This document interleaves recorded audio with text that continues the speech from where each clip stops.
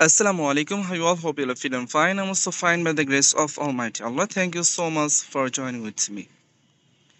আজকে আমরা history of English literature থেকে দ্য এজ অফ চসার অর্থাৎ চসারের যে এজ রয়েছে এইজটা সম্পর্কে আমরা আলোচনা করব। আমরা সবাই জানি হিস্ট্রি অফ ইংলিশ লিটারেচার ইংরেজি বিভাগে যারা পড়াশোনা করে তাদের জন্য খুব জটিল একটা বিষয় এবং খুবই গুরুত্বপূর্ণ একটা বিষয়। এই বিষয়টা জানা প্রত্যেকের জন্য আমি মনে করি ফরজ। যারা ইংরেজি বিভাগে পড়াশোনা করে তাদের জন্য এটা খুব বেশি জানা জরুরি। স্পেশালি শুধু ইংরেজি বিভাগ না, যারা চাকরির প্রস্তুতি নিচ্ছে বা নিবে, পরীক্ষা দিবে, চাকরির পরীক্ষা দিবে, তাদের ক্ষেত্রেও হিস্ট্রি অফ ইংলিশ লিটারেচার পড়তে হয়। আর তোমরা যারা ইংরেজি বিভাগে আছো তাদের তো পড়তেই হবে, না পড়লেই নয়। এজন্য খুবই গুরুত্ব সহকারে এই সাবজেক্টটা পড়া চাই। আর আমি খুব সহজ সাবলীল ভাষায় আজকের ক্লাসটা নেওয়ার চেষ্টা করব। আজকের ক্লাসের মাধ্যমে এইজ অফ চসার নিয়ে আর কোনো প্রশ্ন থাকবে না। এইজ অফ চসারের গুরুত্বপূর্ণ বিষয়গুলোই আলোচনা করা হয়েছে। শুধুমাত্র যে বিষয়গুলো প্রয়োজন এবং গুরুত্বপূর্ণ সেই বিষয়গুলোই ফোকাস করে আলোচনার করা হয়েছে। ইনশাল্লাহ আলোচনা করা হবে। তাছাড়া এই এইজ থেকে যে প্রশ্নগুলো বোর্ড পরীক্ষা আসার মতো, ফাইনাল পরীক্ষায় যে প্রশ্নগুলো আসবে এরকম সম্ভাবনা রয়েছে, শুধুমাত্র সেই প্রশ্নগুলো আমার এই পিডিএফ ফাইলে সংযুক্ত করা হয়েছে। ক্লাস শেষে তোমরা সবাই আমার কাছ থেকে এটা সংগ্রহ করে নিবে, ঠিক আছে? আর অবশ্যই এর মধ্যে যে ব্রড প্রশ্ন, শর্ট প্রশ্ন যা আছে এগুলো তোমরা খাতায় লিখবে। খাতায় লিখে নোট করে করে পড়তে হবে। খাতায় লিখে নোট করে করে না পড়লে কিন্তু কখনোই তোমরা এটাতে ভালো রেজাল্ট করতে পারবে না, মনে রাখতে পারবে না, ঠিক আছে? যাই হোক, কথা না বলে আমি ক্লাসটা শুরু করতে যাচ্ছি। The age of Chaucer. The age of Chaucer is a very important period in English literature. অর্থাৎ এই যে চসারের যে যুগ, এটা ইংরেজি সাহিত্যের খুবই গুরুত্বপূর্ণ একটা সময়কাল। It is named after Geoffrey Chaucer. এটা জিওফ্রি চৌসারের নামানুসারে এই এইজের বা এই যুগের নামকরণ করা হয়েছে। Who is called the father of English poetry, যাকে ইংরেজি কবিতার জনক বলা হয়। Because he made English literature rich and lively. কারণ হচ্ছে সে ইংরেজি সাহিত্যকে সমৃদ্ধ করেছিল এবং প্রাণবন্ত করেছিল। অর্থাৎ এই যুগটা ইংরেজি সাহিত্যের খুবই গুরুত্বপূর্ণ একটা যুগ এবং এই যুগটা হচ্ছে চসারের নামানুসারে করা হয়েছিল, যিনি ইংরেজি সাহিত্যের জগতে পোয়েট্রি অর্থাৎ কবিতার জনক যাকে বলা হতো, এবং তিনি ইংরেজি সাহিত্য যে রয়েছে এটাকে সমৃদ্ধ এবং প্রাণবন্ত করেছেন। Time period and background. The age lasted from 1340 when Chaucer was born to 14 when he died. অর্থাৎ এই যুগটা শুরু হয়েছিল 1340 সালে যখন চৌসার জন্মগ্রহণ করে, এবং এই যুগটা শেষ হয় হচ্ছে 1400 সালে যখন চৌসার মৃত্যুবরণ করে। Big events of this time: 100 years or between England and France. এই যে 100 বছর যে যুদ্ধ ইংল্যান্ড এবং ফ্রান্সের মধ্যে সংগঠিত হয়েছিল, সেটা এই যুগের বিখ্যাত একটা ঘটনা। ব্ল্যাক ডেথ আর deadly disease that killed many people. Black Death এটা হচ্ছে একটা খুবই ভয়ঙ্কর একটা রোগ ছিল, যেটার মাধ্যমে অনেক মানুষ মৃত্যুবরণ করে।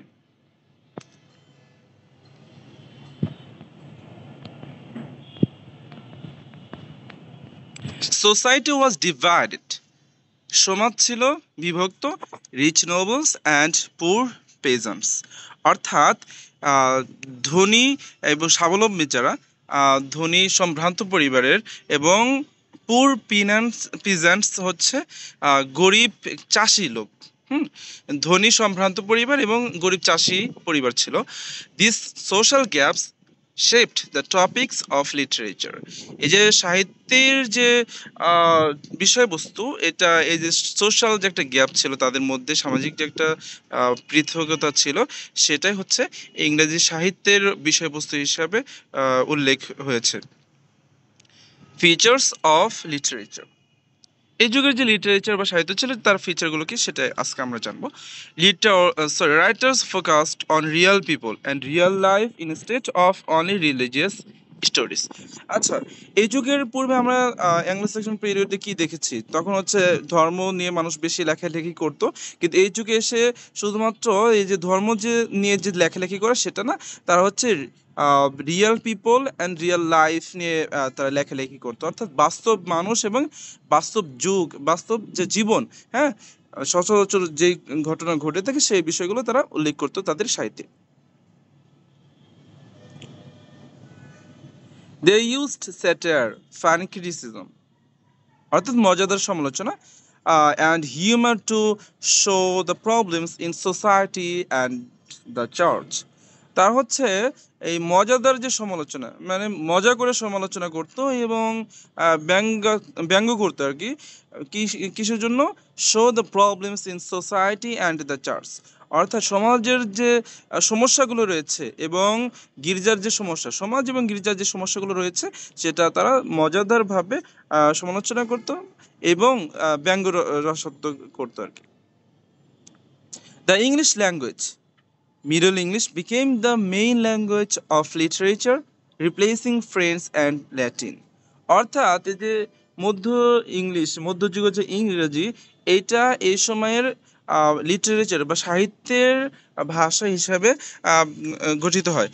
এর পূর্বে হচ্ছে ফ্রেঞ্চ এবং ল্যাটিনের যে ভাষা, এই ভাষা দিয়েই সাধারণত সাহিত্য লেখা হতো ওই ইয়েতে, ওই এরিয়ায় বা ওই দেশে। কিন্তু যখন এইজ অফ চসার অর্থাৎ চসারের যুগে মিডল ইংলিশ ল্যাঙ্গুয়েজে লেখা শুরু হয়। Literature started showing realism, real emotions, real problems for the first time. এই যে সাহিত্য যে ছিল, সাহিত্যের ক্ষেত্রে এই সমাজের যে বাস্তবতা, এই বাস্তবিক যে বিষয়গুলো রয়েছে, বাস্তব যে অনুভূতি বা আবেগ বা সমস্যা, এই বিষয়গুলো প্রথমত এই সময়ে লেখা শুরু হয়। Geoffrey Chaucer's contribution. Chaucer worked in government. Geoffrey Chaucer হচ্ছে সরকারি জব করত, সরকারি চাকরিতে নিযুক্ত ছিল। So he knew people from all social groups. সে সকল ধরনের মানুষকে জানতো, হ্যাঁ, সকল ধরনের মানুষকে জানতো, যেহেতু সে সরকারি চাকরি করতো। His most famous work is the Canterbury Tales. তার প্রধান বা বিখ্যাত যে কাজ ছিল তার মধ্যে হচ্ছে ক্যান্টারবারি টেলস অন্যতম। অ্যাবাউট দ্য ক্যান্টারবারি টেলস, এই ক্যান্টারবারি টেলস সম্পর্কে সামান্য কিছু জানবো আমরা। A group of pilgrims travel together and tell stories on the way. অর্থাৎ একটা তীর্থযাত্রার একটা গ্রুপ, তারা হচ্ছে একসাথে এক জায়গায় যাত্রা করতে যায় এবং তারা হচ্ছে বিভিন্ন গল্প বলে রাস্তায়, মানে যাওয়ার পথে বিভিন্ন ধরনের গল্প বলে। It's story reflect the story tailors life, class and believes. অর্থাৎ এই যে প্রতিটা যে গল্প আছে, এই গল্পগুলো হচ্ছে যারা এই গল্পগুলো বর্ণনা করতো, স্টোরি টেলার, তাদের যে জীবন, তাদের যে শ্রেণী এবং তাদের যে বিশ্বাস, এইগুলো বিষয়গুলো এই বিষয়গুলো উল্লেখ হতো আর কি। Chaucer's characters are very realistic. They act like real people, not like perfect heroes. চৌসারের যে ক্যারেক্টারগুলো রয়েছে, চরিত্রগুলো যে রয়েছে, এগুলো হচ্ছে একদম বাস্তবিক। এখানে সত্যিকার যে বাস্তব যে মানুষ রয়েছে, সেই বাস্তব মানুষের কথাগুলি তুলে ধরা হতো। নট লাইক পারফেক্ট হিরোজ, মানে পরিপূর্ণ একদম যে নায়কের কথা, হ্যাঁ, শুধুমাত্র নায়কের কথা তুলে ধরতো না। সাধারণত দেখা যায় যে একজন নায়কের চরিত্রের মধ্যে কোনো ভুল ভ্রান্তি থাকে না, তাদের চরিত্র হয় অনন্য, অসাধারণ, চমৎকার একটা চরিত্র বা ক্যারেক্টার থাকে। তারা অনেক সাহসী হয়, একদম বীর যোদ্ধা, হ্যাঁ। যেরকম আমরা অ্যাংলো সেকশনের যুগের মধ্যে পেয়েছি যে তখন বেউফ একজন হিরো ছিল, তারও অনেক শক্তি ছিল ভাই, তার ক্যারেক্টারের ভিতরে কিন্তু সমস্যা ছিল না। তাকে মানে নায়ক তো নায়কই, কিন্তু এই যে এইজ অফ চৌসার, এই যে চৌসারের যুগে বাস্তব যে মানুষ রয়েছে, মানুষের যে বাস্তবিক যে কার্যক্রম, সেটাই তুলে ধরতো, ওই নায়ক হিসাবে তুলে ধরতো না। Importance of the age of Chaucer, এইজের গুরুত্ব কি? It laid the foundation for modern English literature. এটা হচ্ছে আধুনিক ইংরেজি সাহিত্যের ফাউন্ডেশন বা ভিত্তি গড়ে তুলেছিল এই সময়। It marked a change from only religious writing to more human centered and real life topics. অর্থাৎ এটা ওই যে শুধুমাত্র যে ধর্ম নিয়ে যে লেখালেখি করা সেই জিনিসটার পরিবর্তে তারা মানবকেন্দ্রিক, হ্যাঁ, হিউম্যান সেন্টার, মানবকেন্দ্রিক রিয়েল লাইফ এবং বাস্তবিক যে জীবন রয়েছে এই জীবন, বাস্তব জীবন সম্পর্কে তারা লেখালেখি করতো, বা এই বিষয়বস্তু ছিল মানবকেন্দ্রিক এবং বাস্তব জীবন। Chaucer proved that English could be a strong literary language. এই যে চৌসার তিনি হচ্ছে প্রমাণ করেছিল যে ইংরেজি যে ভাষা এটা হচ্ছে শক্তিশালী একটা সাহিত্যের ভাষা হতে পারে, ঠিক আছে। কারণ এর পূর্বে হচ্ছে ফ্রান্স আর ল্যাটিনের ভাষা বিখ্যাত ছিল, বা ওই সময় লেখালেখি ফ্রান্স এবং ল্যাটিন ভাষায় করা হতো। This period gave us a clear picture of 14th century English society. এই যে যুগ, এই যুগটা আমাদেরকে 1400 শতকের যে ইংরেজি সমাজ ব্যবস্থা রয়েছিল সেই বিষয় সম্পর্কে আমাদেরকে স্পষ্ট ধারণা দেয়। আচ্ছা, summary. The age of Chaucer was a time of change, progress and new ideas. এই যে চৌসার বা এই চৌসার যুগটা হচ্ছে পরিবর্তন, সমৃদ্ধি এবং নতুন যে ধারণা সেটা নিয়ে এসেছিল। Chaucer's works captured real life, real people and real problems. চৌসারের যে কার্যক্রমগুলো ছিল, কাজকর্মগুলো ছিল, এটা হচ্ছে বাস্তব জীবন, বাস্তব মানুষ এবং বাস্তব যে সমস্যা রয়েছে এইগুলো নিয়ে তিনি লেখালেখি করতেন। His writing helped English literature grow and opened the way for the great writers who came after him. অর্থাৎ তার যে লেখালেখি ছিল সেটা ইংরেজি সাহিত্যকে সমৃদ্ধি করতে সহযোগিতা করেছিল এবং এটা একটা দরজা খুলে দিয়েছিল, open the way for the great writers who came after him. অর্থাৎ তার পরবর্তীতে যত বিখ্যাত বা মহৎ যে লেখক এসেছিলেন তাদের জন্য একটা দরজা খুলে দিয়েছিলেন। আশা করি এতটুকু সবাই বুঝতে পেরেছো। তারপরে আমি একটু জাস্ট তোমাদের মতামত নিচ্ছি, তোমরা বুঝতে পারছো কিনা। বুঝতে পারতেছো সবাই? হুম, বোঝা যাচ্ছে? জি ভাই। আচ্ছা, এখানে বাংলা দেওয়া আছে, কারণ ইংরেজি একদম সহজ ভাষায় বুঝিয়েছি, বাংলা পড়ার প্রয়োজন নাই। তারপরে যদি কারো ইচ্ছা হয় বাংলাটা দেখতে পারো, যারা আমার কাছ থেকে ফাইলটা সংগ্রহ করবা। আচ্ছা, আচ্ছা, এই যুগের যে গুরুত্বপূর্ণ যে বিষয়বস্তু রয়েছে এইগুলো মনে রাখার জন্য কিছু টেকনিক রয়েছে। আমরা সাধারণত বইয়ের মধ্যে যেভাবে পড়ি ওইভাবে পড়লে কিন্তু মনে রাখা অনেক বেশি কঠিন, ঠিক আছে। আমি কিছু টেকনিকের মাধ্যমে মনে রাখার জন্য মানে কিছু জিনিস তৈরি করেছি। এটার মাধ্যমে আশা করি তোমরা মনে রাখতে পারবে। আর এগুলো কঠিন ভাবার কিছু নাই, গাইডের ভিতরে কিন্তু আরো কঠিন কঠিন ভাষায় লেখা আছে। হ্যাঁ, এগুলো জাস্ট একটু বুঝলেই, মনোযোগ দিয়ে পড়লেই তোমরা বুঝতে পারবা যে এগুলো কতটা সহজ। তারপর আমি বিস্তারিত বলবো না, যে মানে ক্লুটা জাস্ট করছি। দেখো, চৌসার, চৌসার যে কথা, এই কথাটা মনে রাখবা। এই কথাটা মনে রাখলে কি হবে, আমরা এই চৌসারের সাহিত্য এবং তার প্রধান কাজগুলো সহজে মনে রাখতে এই টেকনিক ব্যবহার করতে পারো। মানে আমরা যদি তার প্রধান কাজগুলো এবং তার যে সাহিত্য রয়েছে এটা যদি মনে রাখতে চাই তাহলে জাস্ট চৌসার কথাটা মনে রাখবো। তো চৌসারের যে বিষয়, প্রথমটা কি, প্রথম লেটার হচ্ছে এইচ, সরি সি, সিতে ক্যান্টারবেরি টেলস। সিতে কি, Canterbury Tales, Chaucer's most famous work. H, H থেকে humour, Chaucer's works are known for their humor and wit. তারপর কি আছে, এ আছে, এতে হচ্ছে allegory, allegory. Many of his works including the Canterbury Tales are allegorical, মানে রূপক অর্থ দেয় আর কি, বা রূপকভাবে বর্ণনা করে। ইউ, ইউতে কি universal themes, He explores themes such as love, morality, and social criticism.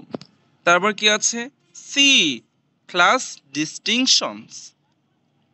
Chaucer critiques and reflects on the class system of medieval society. তারপর কি আছে? ই, ethics. His works often reflect moral lessons. তারপর কি আছে? আর, religious commentary. Chaucer's works, particularly the Canterbury Tales, offer a critical view of religious figures. তো এখানে এই যে ছন্দ, চৌসার, জাস্ট চৌসার, এই চৌসার কথাটা মনে রাখলে কি মনে থাকতেছে?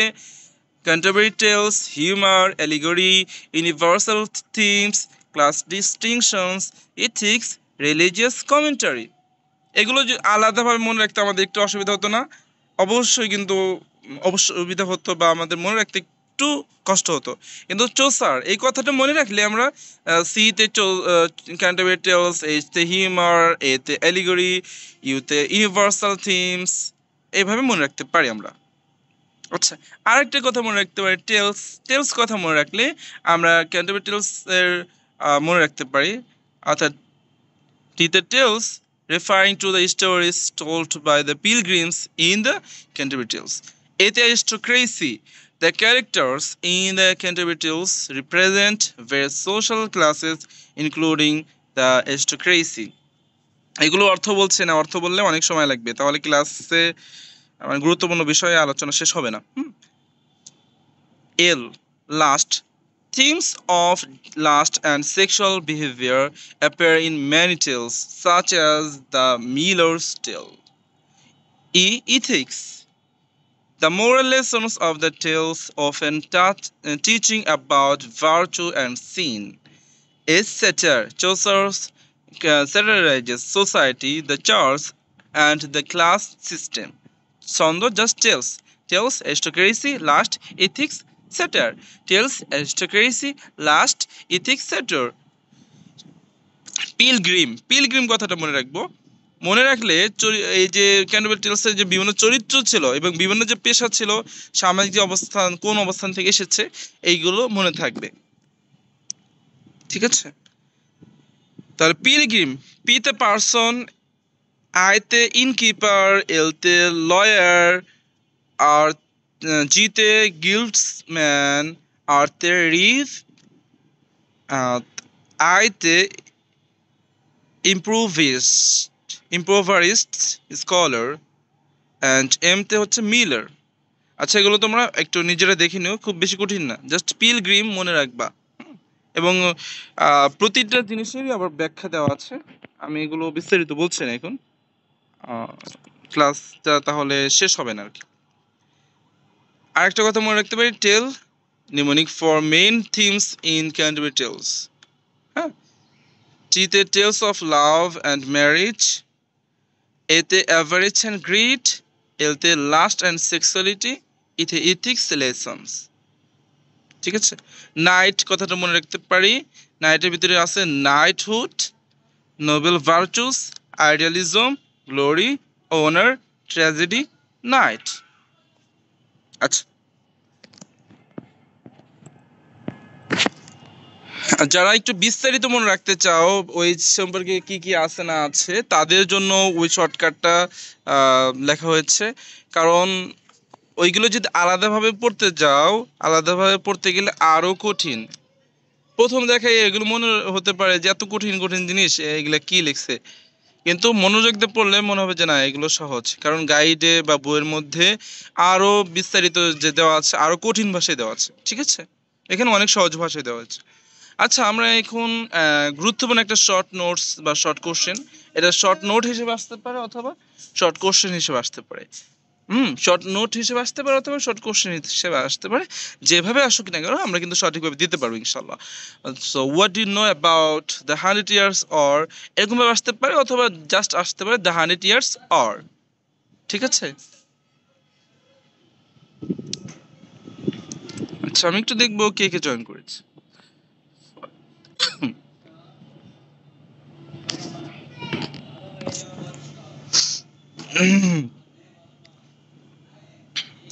একটা স্টার দেওয়া এই মানুষটাকে তো চিনলাম না। যারা ক্লাস করে সবাইকে তো চিনতেছি। স্টার কে? আপনার নাম কি? একটু কৌতূহল জাগলো। আচ্ছা, তার আমি ক্লাস নিচ্ছি। The 100 Years War was a long conflict between England and France. এই যে 100 ইয়ার্স মানে 100 বছরের যে যুদ্ধ, 100 ইয়ার্স ওয়ার নামে পরিচিত ছিল, এটা হচ্ছে ইংল্যান্ড এবং ফ্রান্সের মধ্যে একটা সংঘটিত যুদ্ধ হয়েছিল, which lasted from 1337 to 1453, যেটা 1337 সাল থেকে 1453 সাল পর্যন্ত চলমান ছিল। Although it is called the 100 Years War, যদিও এটাকে বলা হয় 100 বছরের যুদ্ধ, it actually lasted on 16 years, কিন্তু এটা একদম বাস্তবিক অর্থে 116 বছর অতিবাহিত হয়েছিল। It was not one single war, এটা শুধু একটা কি ছিল না, শুধুমাত্র একটা যুদ্ধ ছিল না, but a series of battles, breaks and fights over time. এটা হচ্ছে, ক্লাস শেষ হলে ইনবক্সে মেসেজ দিবে, হ্যাঁ, এখানে বলার কিছু নাই।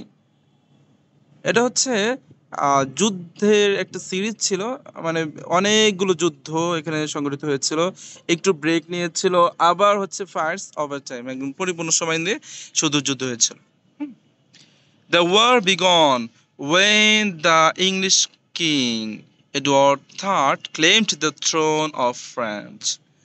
এই যুদ্ধটা সংঘটিত হয়েছিল, শুরু হয়েছিল যখন ইংরেজি রাজা, অর্থাৎ ইংরেজি যে ইংরেজদের যে রাজা এডওয়ার্ড থার্ড, ঠিক আছে, তৃতীয় এডওয়ার্ড, যিনি ফ্রান্সের যে রাজত্ব ছিল সেখানে সিংহাসনে বসেন এবং তাকে রাজা হিসাবে প্রতিষ্ঠিত করার জন্য, এবং নিজেকে রাজা দাবি করে এক কথায়। But the French did not accept this, কিন্তু যারা ফ্রেন্সের যে অধিবাসী ছিল তারা এটাকে গ্রহণ করেনি, and made Philip six their king, এবং তারা হচ্ছে ষষ্ঠ ফিলিপ যে আছে তাকে তাদের রাজা হিসেবে গ্রহণ করেছিল। This created tension between the two countries. এই যে এই বিষয়টা হচ্ছে দুই দেশের মানুষের মধ্যে একটা চিন্তা বা টেনশন জুগিয়েছিল। Land disputes and trade issues also added to the conflict, এবং এই যে ভূমির যে সমস্যা, ভূমির যে বিবাদ এবং বাণিজ্য যে বিষয়গুলো আছে, এগুলো এর মধ্যে সংযুক্ত হয়েছিল এই বিবাদের মধ্যে বা এই যুদ্ধের মধ্যে। Many important battles took place,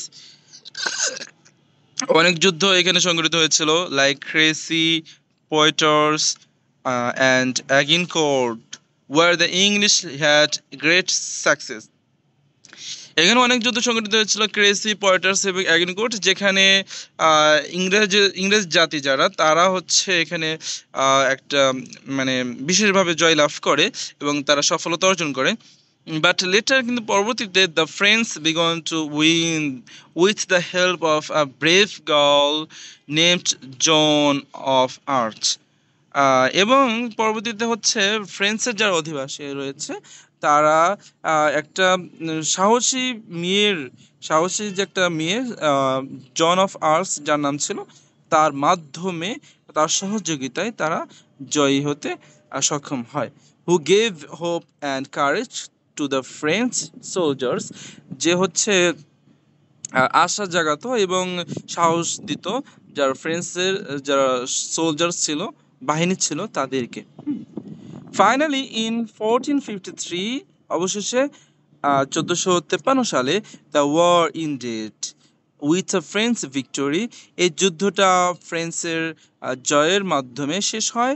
England lost most of its land in France, England হচ্ছে তাদের অধিকাংশ ভূমি ফ্রান্সে কি করে হারিয়ে ফেলে। This war changed both countries and helped them grow stronger in different ways.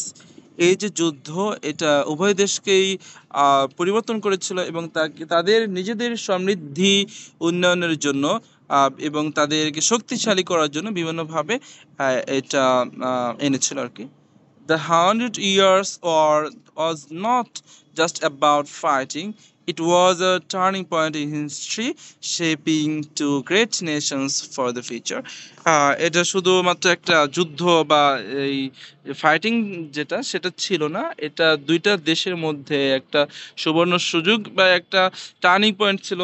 হ্যাঁ, একটা সময় ছিল যে সময়ের মধ্যে তারা হচ্ছে তাদের বিশেষ যে একটা পরিবর্তন, সেই জিনিসটা মানে ভবিষ্যতের যে জন্য যে একটা পরিবর্তন, সেই জিনিসটা তারা অর্জন করেছিল।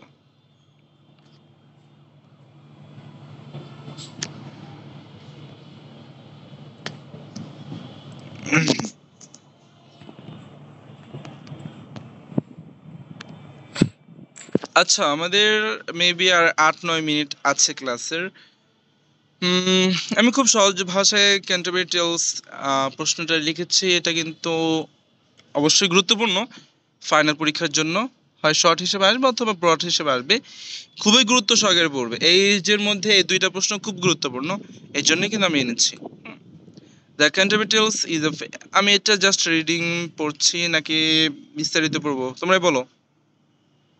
অর্থ বলে দিব নাকি জাস্ট রিডিং পড়বো?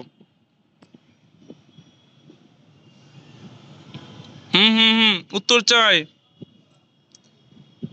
জাস্ট রিডিং নাকি অর্থ বলতে হবে?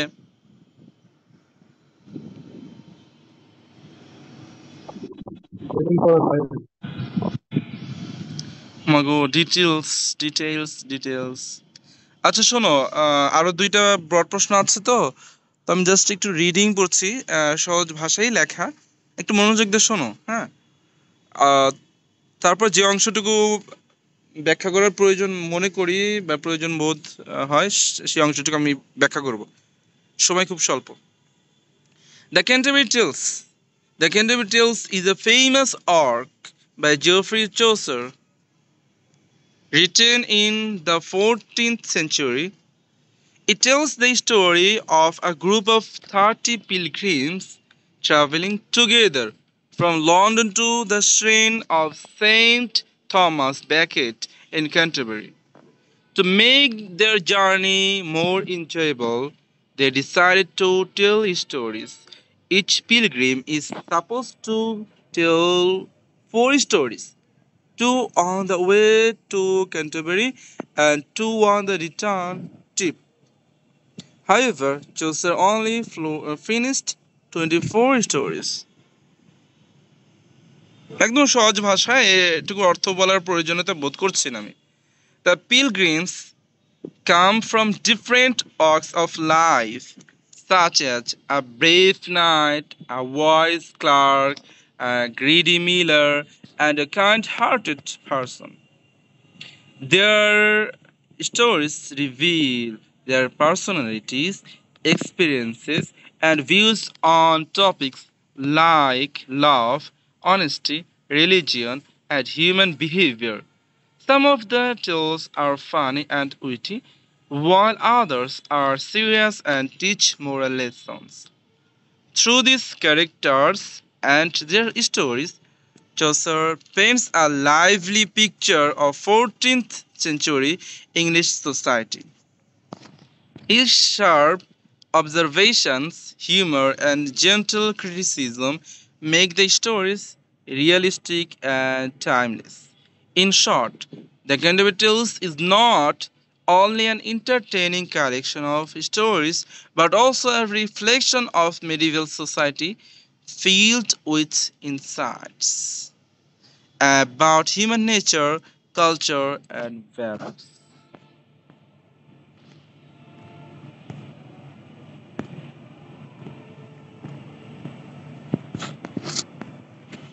আচ্ছা, আমরা ব্রড প্রশ্ন যতটুকু করতে পারি আমি জাস্ট রিডিং পড়ছি, তোমার মনোযোগ দিয়ে শোনো।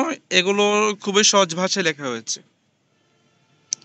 The age of Chaucer refers to the late 14th century, named after the famous English poet Geoffrey Chaucer. This was a time of great change in English literature, when old medieval traditions slowly gave way to new and fresh ideas. The spirit saw big changes in society, politics, religion, and literature, which helped shape the future of English writing. Political and social change. The 14th century was a troubled time. England was fighting a long war with France called the Hundred Years' War, which caused worry and unrest. On top of that, a terrible disease known as the Black Death spread across Europe, killing millions and making people scared and hopeless. There was also a growing gap between the rich and the poor, which led to the peasants' revolt in 1381. All these events touched people's hearts deeply and influenced the literature of the time. Rise of nationalism and the English language. During this period, people began to feel proud of being English. Earlier, the upper classes and the royal court mostly used French. But now, English was becoming more important in schools, government, and books. Chaucer played a big role in making English a respected literary language. He wrote in the East Midland dialect, which later became the base of modern English. Decline of feudalism and rise of the middle class. In Chaucer's time, the old feudal system started to break down. A new middle class, including merchants, craftsmen, and city workers, was growing in power. This group wanted stories and books that reflected real life, not just tales of kings and knights.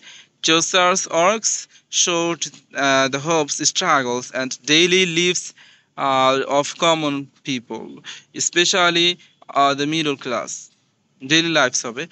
Influence and corruption of the church. Religion was still very important, but the church was no longer as respected because many church leaders were corrupt. Many clergymen were greedy and cared more about money than faith. This made ordinary people unhappy. Chaucer pointed out these problems with humor and sharp observation.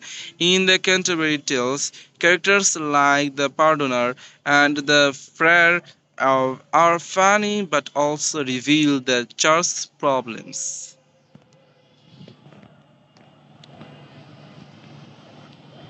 Realism and humanism in literature. Our literature mostly focused on legends and magical tales, but in the age of Chaucer, writers became more interested in real human feelings and everyday life. This was the start of humanism, which valued people's personal experiences and emotions. Chaucer's characters were not perfect heroes, they were real, imperfect, and relatable. He included all kinds of people: noblemen, orchards, women, priests, and even tricksters. tricksters. Beginning of a new literary spirit. Though still part of the medieval world, Chaucer's time brought in fresh ideas, personal expression, and questioning minds. This new literary spirit helped prepare the path for the Renaissance, a period of even greater creativity. The age of Chaucer was a bridge between the old and the new.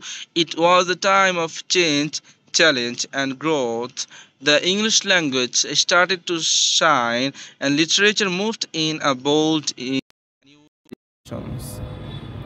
যাই হোক, এতক্ষণ পর্যন্ত যারা ক্লাসের video দেখলে সবাইকে অসংখ্য ধন্যবাদ। আর ক্লাসের পিডিএফ ফাইলটা যারা পেতে চাও অবশ্যই কমেন্ট করে জানাবে। আর ক্লাসগুলো ভালো লাগলে অবশ্যই চ্যানেলটা সাবস্ক্রাইব করে পাশে থাকবে। আল্লাহ হাফেজ। আসসালামু আলাইকুম রহমতুল্লাহ।